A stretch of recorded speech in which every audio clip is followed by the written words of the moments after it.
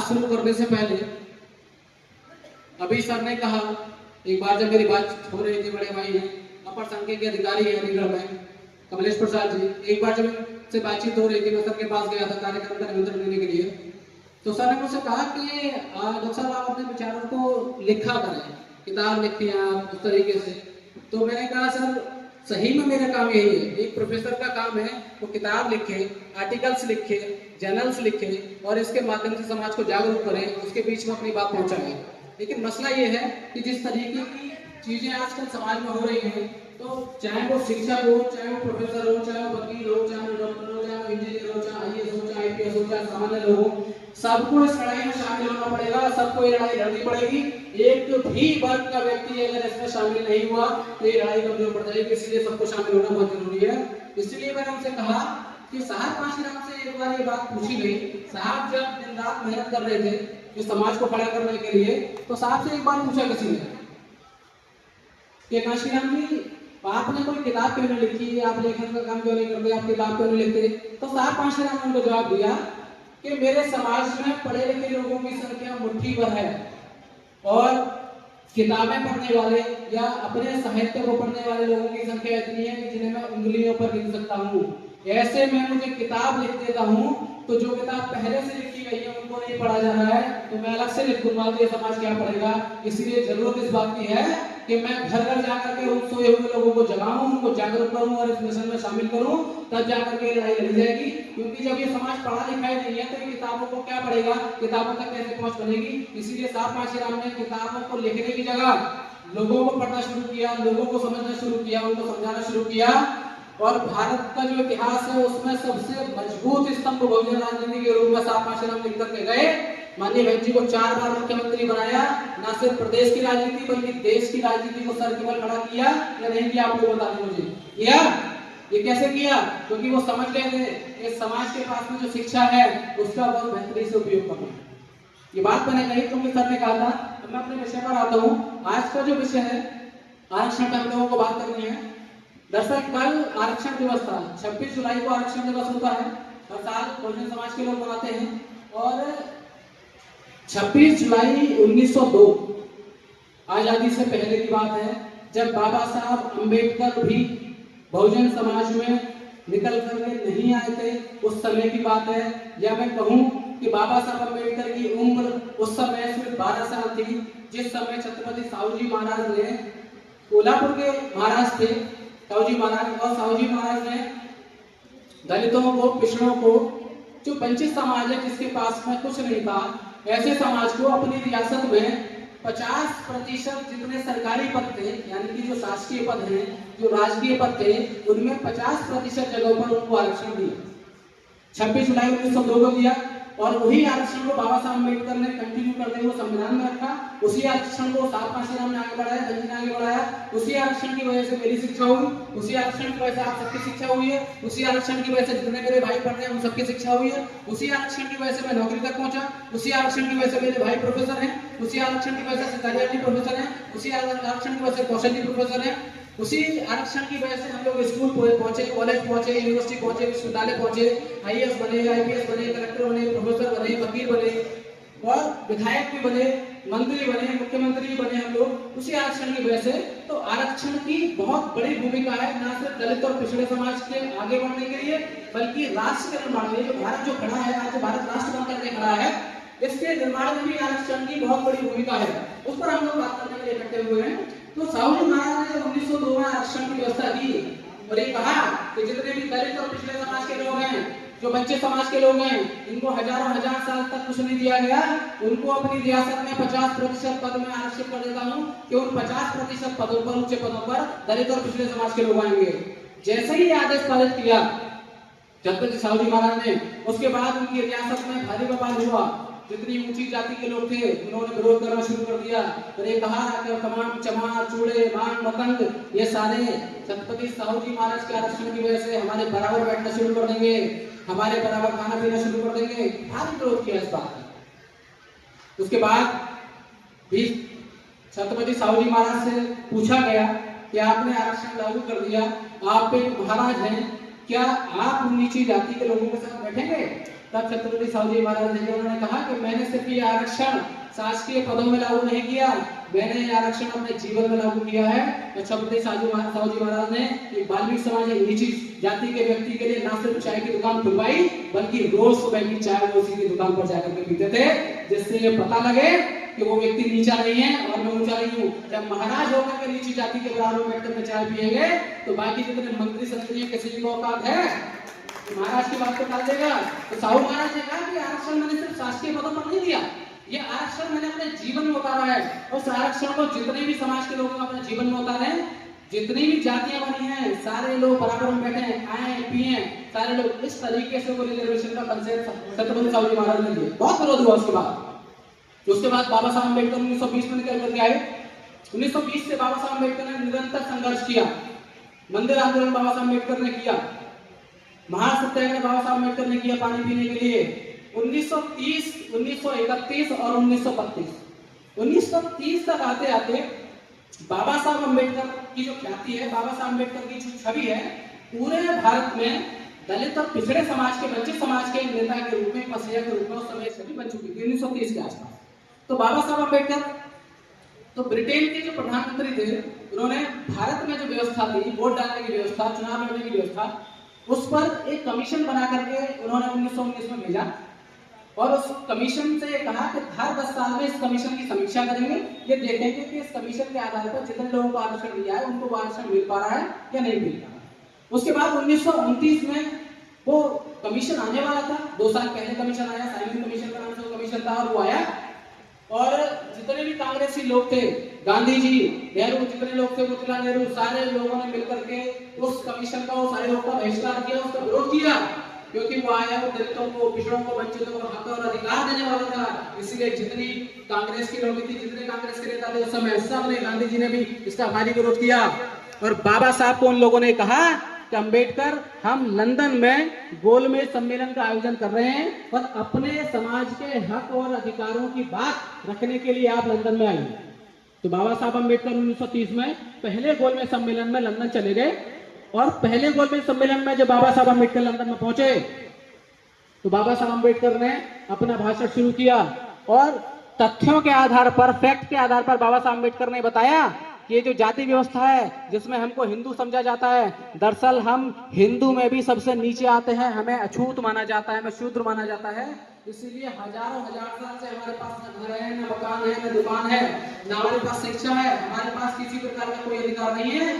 तो हिंदूवादी जो लोग कह रहे हैं, हिंदू महासभा के लोग, कांग्रेस जो कह रही है कि नहीं दलित भी हिंदू हैं, तो बाबा साहब ने कहा कि हम हिंदू हैं तो हमें वो अधिकार क्यों नहीं है जो ऊंची जाति के लोगों को रहे। तब बाबा साहब ने अपनी बात लंदन के प्रधानमंत्री और महाराज को समझाई और उनके जब समझ में आया, उसके बाद अगली साल फिर 1931 में बाबा साहब अम्बेडकर लंदन में फिर गोलमेज सम्मेलन में गए और 1931 में गांधी जी भी पहली बार बाबा साहब अम्बेडकर के सामने लंदन में गोलमेज सम्मेलन में पहुंचे और बाबा साहब अम्बेडकर ने अपना भाषण शुरू किया और कहा कि हिंदू धर्म में जो जाति व्यवस्था है उसमें सबसे नीचे दलितों को और पिछड़ों को रखा गया है। जो वंचित समाज के लोग हैं, शूद्र समाज के लोग हैं, उनको सबसे नीचे रखा गया है हजारों साल से और उनको धन से, धरती से, पूंजी से सबसे वंचित कर दिया गया है, हमें शिक्षा से वंचित कर दिया गया है, हमारे साथ ऊंच नीच भेदभाव वाला बर्ताव हो गया है। तब गांधी जी ने उतर के कहा और हिंदू महासभा से मदन मोहन मालवीय गए थे। मदन मोहन मालवीय एक जातिवादी पंडित व्यक्ति था और उसने कहा कि अम्बेडकर आप गलत कह रहे हैं, ऐसा हमारे समाज में कुछ नहीं होता है, हम दलितों को, शूद्रों को बराबर का अधिकार देते हैं। तब बाबा साहब अम्बेडकर ने कहा कि अगर ऐसी बात है तो एक गिलास बाबा साहब अम्बेडकर ने उठाया पानी का और गिलास पिया। आधा गिलास पीने के बाद मालवीय की तरफ सरका दिया बाबा साहब अम्बेडकर ने और कहा कि अगर बराबरी का अधिकार हमें देते हो, भाईचारे का अधिकार हमें देते हो, तो जब ये जो पानी है शूद्र ने, एक अछूत ने पिया है, जरा इसको पी करके बताओ तो जाने। तब मालवीय के हाथ कांप गए और गांधी के हाथ कांप गए और पानी तक वो लोग नहीं पी पाए। तब बाबा साहब अम्बेडकर ने ब्रिटेन के महाराज और प्रधानमंत्री से कहा कि ये व्यवस्था है जिसने हजारों हजार साल हमको अछूत बना कर रखा, हमको शुद्ध बना कर रखा, हमको सारी संपत्ति से बेदखल कर दिया, हमको पूंजी से बेदखल कर दिया, हक और अधिकार से वंचित किया, शिक्षा से वंचित किया, नौकरी से वंचित किया, सारी व्यवस्थाओं से वंचित कर दिया। अगर ये हमको बराबरी का अधिकार देते तो पानी में है नहीं। तो मालवीय ने पानी नहीं पिया। उसके बाद अंग्रेज जो थे वो इस व्यवस्था को समझे और लंबे तक बाबा साहब अम्बेडकर ने रखे। 1932 में ये जो गोलमेज सम्मेलन, दूसरा गोलमेज सम्मेलन था, बाबा साहब जब अपनी बात रख करके लौट आए तो अंग्रेज बाबा साहब की बातों से सहमत हो गए। यहाँ कांग्रेस के लोगों को लगा कि अगर अंबेडकर की बात मान ली गई तो पहली बार भारत में ऐसा होगा कि दलितों को आरक्षण मिल जाएगा। क्या होगा? पहली बार ऐसा होगा कि दलितों को आरक्षण मिल जाएगा। 2 वोट डालने का अधिकार बाबा चाह रहे थे। क्या? 2 वोट डालने का अधिकार बाबा साहब चाहते थे। कि बाबा साहब का कहना था कि ये जो ऊंची जाति के लोग हैं, हमें भैया 2 वोट डालने का अधिकार दो। एक तो ये होगा कि दलित ऊंची जाति के लोगों को वोट डाल सकेगा, ठीक है, हमें कोई दिक्कत नहीं है। दूसरा यह है कि दलित को ही वोट डालेगा, ये अधिकार हमें मिलना चाहिए। क्योंकि बाबा साहब चाहते थे कि अगर दलित सिर्फ ऊंची जाति के लोगों को वोट डालेगा तो ये दलितों को वोट ही डालने नहीं देंगे, तो हम सरकार में कैसे चुन पाएंगे। तो बाबा साहब की ये बात मान ले जाती। उससे पहले गांधी को जब पता लगा कि अंबेडकर ने इतने तर्क रखे हैं और अंबेडकर की बात मानी जा सकती है, तब गांधी जी ने ब्रिटेन के प्रधानमंत्री को एक चिट्ठी लिखी और ये कहा कि अंबेडकर के तर्कों से आप सहमत हो सकते हैं, लेकिन अगर आपने अंबेडकर की बात मानकर दलितों को आरक्षण दे दिया तो मुझे मजबूरन धरने पर बैठना पड़ेगा। ये गांधी जी ने चिट्ठी लिख करके धमकी दी ब्रिटेन के प्रधानमंत्री को। ब्रिटेन के प्रधानमंत्री ने कहा कि अंबेडकर के सारे तर्कों से हम लोग सहमत हैं, ऐसा संभव ही नहीं है कि अंबेडकर ने जो मांगा है बना दिया जाए, क्योंकि अंबेडकर ने इस बात को साबित किया कि उसके समाज के पास हजारों साल से कुछ भी नहीं है। एक भी कर्मचारी, अधिकारी, कोई डॉक्टर, वकील, प्रोफेसर आज तक हजारों साल में नहीं बना। उस समाज को सही में आरक्षण की जरूरत है। उसके बाद 1932 में उन लोगों ने हमें आरक्षण दे दिया। ये दूसरा समय था जब हमको आरक्षण मिला। पहला समय था जब छत्रपति साहू महाराज ने 1902 में दिया, ये सिर्फ अपनी रियासत में दिया। उसके बाद बाबा साहब अम्बेडकर ने 1932 में जो आरक्षण दिया वो पूरे भारत में आरक्षण था। किसमें? पूरे भारत में आरक्षण था। और उसमें 2 तरीके का आरक्षण था। पहला, वोट डालने का अधिकार। अब आप 2 वोट डाल सकते हैं। एक वोट से आप ऊंची जाति के लोगों को चुन सकते हैं, एक वोट से दलित सिर्फ दलित को ही चुनेगा। ये बाबा साहब ने इसलिए कहा कि अगर सिर्फ ऊंची जाति के लोगों को दलित वोट डालेंगे तो दलितों को ऊंची जाति के लोग वोट डालने तक नहीं देंगे और अपने लोगों को जबरन चुनवा देंगे। बाबा साहब ने दिया तो हमें वोट डालने का अधिकार मिला, 2 वोट डाल देंगे।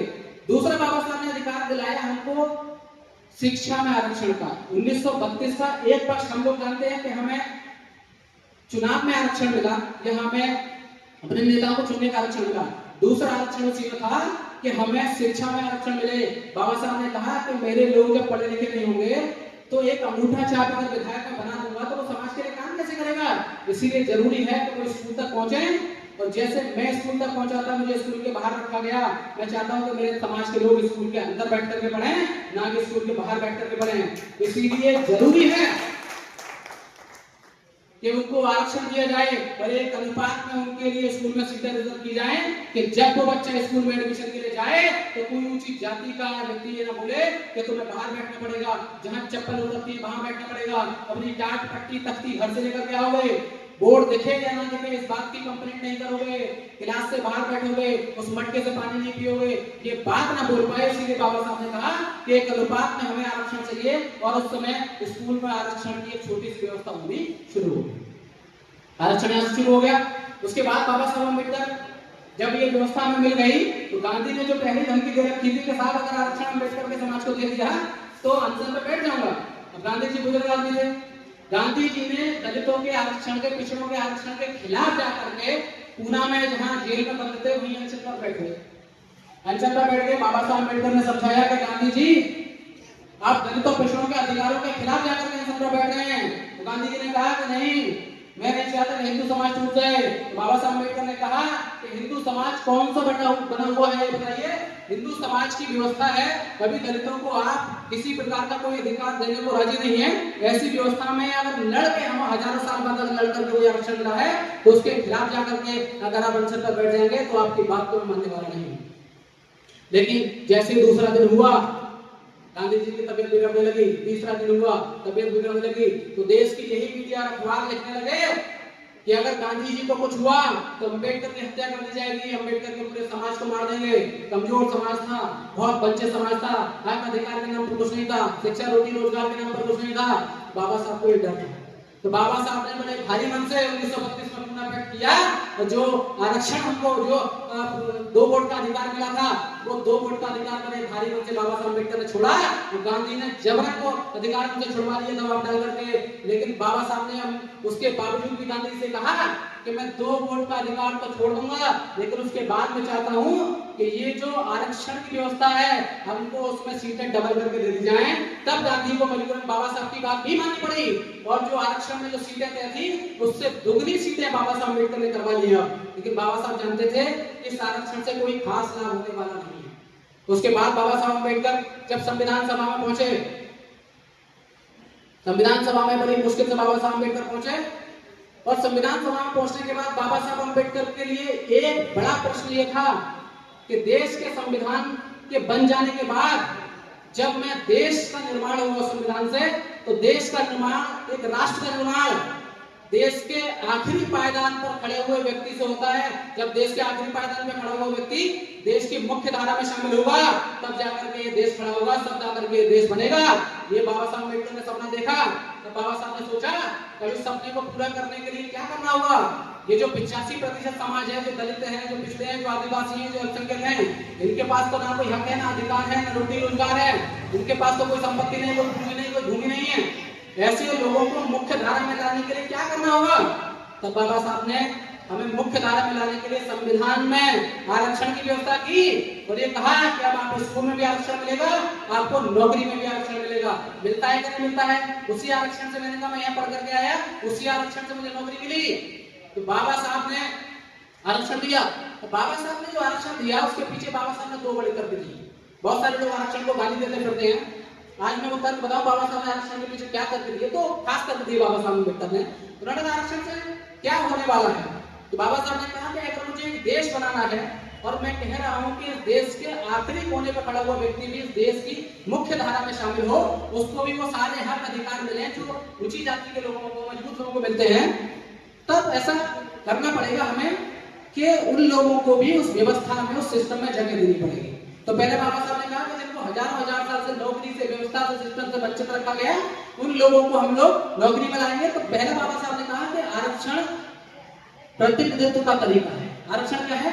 आपका रिप्रेजेंटेशन है, आपका प्रतिनिधित्व है। बाबा साहब ने कहा कि हजारों साल से जिस समाज को वंचित रखा गया, अब वो समाज आईएएस भी बनेगा, आईपीएस भी बनेगा, कलेक्टर बनेगा, प्रोफेसर बनेगा, वकील बनेगा, डॉक्टर बनेगा, विधायक बनेगा, सांसद बनेगा, मुख्यमंत्री बनेगा, मंत्री बनेगा, प्रधानमंत्री बन सकता है। आप मुझे एक बात बताएं कि अगर कोई आईएएस, अगर कोई कलेक्टर, कोई जिलाधिकारी दलित समाज से बनता है तो क्या वो सिर्फ दलित समाज के लिए काम करता है, देश के लिए काम नहीं करता? बताएं आप मुझे, वो सिर्फ दलित समाज के लिए काम करता है या देश के लिए काम करता है? कोई दलित समाज का व्यक्ति अगर आर्मी में जाता है, सेना में जाता है, तो वो देश के लिए मर मिटता है, नहीं मर मिटता है? तो वो देश के लिए काम करता है, अपनी जाति के लिए काम करता है। कोई दलित समाज का व्यक्ति अगर वैज्ञानिक बन जाता है तो जितनी भी खोजें करता है अपनी जाति के लोगों के लाभ के लिए करता है या पूरे देश के लाभ के लिए करता है? बताइए। तो जितने भी दलित समाज के लोग आईएएस बने, आईपीएस बने, कलेक्टर बने, प्रोफेसर बने, वकील बने, डॉक्टर बने, इंजीनियर बने, वैज्ञानिक बने, जितने भी काम किए वो देश के विकास में किए या नहीं किए? कोई कलेक्टर बता दें सिर्फ अपने घर का काम करता हूं, पूरे जिले का काम नहीं करता हूं, दलित कलेक्टर बताएं तो काम किया नहीं किया? तो पहला बाबा साहब ने कहा कि ये प्रतिनिधित्व का तरीका है जिससे देश के निर्माण में दलितों की आरक्षण की भूमिका तय होगी। एक बात हो गई। बाबा साहब क्या करें कि इस आरक्षण के माध्यम से जब हम आईएएस, आईपीएस, कलेक्टर बनेंगे, विधायक बनेंगे, सांसद बनेंगे, मुख्यमंत्री बनेंगे, तब क्या होगा? उसी आरक्षण से जब हम लोग बन करके गए हैं तो वही आरक्षण देश के विकास में काम आएगा, नहीं आएगा? काम आएगा। अब आप मुझे एक सवाल का जवाब दें, जब माननीय बहन जी मायावती जी जब मुख्यमंत्री बनी तो क्या उन्होंने सिर्फ दलितों के लिए काम किए थे, पिछड़ों के लिए काम किए थे? क्या ऊंची जाति के लोगों के काम नहीं हुए? ऊंची जाति के लोगों को शासन से बाहर कर दिया था? ऊंची जाति के लोगों को राज्य से बाहर कर दिया था क्या? बताइए। सारे काम हुए नहीं हुए? बल्कि दलित और पिछड़ों से ज्यादा मंत्री मायावती जी की सरकार में ऊंची जाति के लोग रहे, दलितों पिछड़ों से ज्यादा आईएएस, आईपीएस मायावती बहन जी की सरकार में ऊंची जाति के लोग रहे। तो आरक्षण से पूरे राज्य का विकास हुआ या नहीं हुआ? बताएं, हुआ या नहीं हुआ? तो बाबा साहब क्या करें कि आरक्षण से राष्ट्र के निर्माण में बहुत बड़ी भूमिका दलित और पिछड़ा समाज तय करेगा, जिस समाज को हजारों साल से पढ़ने नहीं दिया गया था। बाबा साहब ने एक किताब लिखी थी बहुत पहले, उस किताब का नाम था revolution and counter revolution in ancient India, यानी कि प्राचीन भारत में क्रांति और प्रतिक्रांति। उस किताब में बाबा साहब ने बहुत अच्छी बात लिखी। उन्होंने कहा कि भारत जो 1000 साल तक गुलाम रहा, 800 साल तक मुस्लिमों ने शासन किया, 200 साल तक अंग्रेजों ने शासन किया, तो बाबा साहब लिख रहे हैं कि अगर ये ऊंची जाति के लोग ब्राह्मण, क्षत्रिय और वैश्य अगर 1000 साल पहले इन दलितों को, पिछड़ों को, आदिवासियों को, जो मूल निवासी हैं, इनको पढ़ने का, लिखने का, संपत्ति रखने का अधिकार देते, आगे बढ़ने का अधिकार देते, हथियार रखने का अधिकार देते, तो कोई भी आक्रांता, कोई चाहे वो मुस्लिम हो चाहे अंग्रेज हो, भारत पर कब्जा नहीं कर सकता था। कब्जा इसीलिए हुआ क्योंकि हजार साल तक एक बहुत बड़ी आबादी को इन लोगों ने शिक्षा से, हथियार रखने से वंचित रखा, संपत्ति से वंचित रखा, इसीलिए देश गुलाम हो गया। बाबा साहब ने कहा अगर आप हम लोगों को पढ़ने का अवसर देते तो मैं तय करके इस बात को कह रहा हूं कि कोई भी आक्रांता इस देश पर कब्जा नहीं कर सकता था, क्योंकि आपने हमें सारी चीजों से वंचित कर दिया। जब लड़ने का अवसर आया तो तुम 15% लोग लड़ नहीं पाए, क्यों? 85%, 80% लोगों को तुम लोगों ने बाहर कर दिया व्यवस्था से, हथियार रख नहीं पा रहे हैं, जंगलों की तरफ फेंक दिया उनको, रोटी रोजगार उनके पास नहीं है, संपत्ति उनके पास नहीं है, जब कुछ भी नहीं है, जब लड़ने की बारी आई, जब दूसरे लोगों ने हमला किया तो कितने लोग? 15% लोग इसीलिए हार गए और देश 1000 साल तक गुलाम रहा। तब बाबा साहब ने कहा कि अगर ये आरक्षण को जो कोसने वाले लोग हैं, सार्वजनिक आरक्षण को जो कोसने वाले लोग हैं, अगर ये बाबा साहब की बात जो बाबा साहब ने लिखी, अगर इसको समझ गए होते 1000 साल पहले और ये लोगों ने दलितों को, पिछड़ों को, आदिवासियों को अगर अधिकार दिया होता, रिप्रेजेंटेशन दिया होता, तो आज ऐसा होता कि कोई आक्रांता भारत पर कब्जा नहीं करता, भारत पर सिर्फ और सिर्फ भारतीयों का कब्जा होता, भारतीयों की दावेदारी होती। ये बाबा साहब अम्बेडकर ने कहा।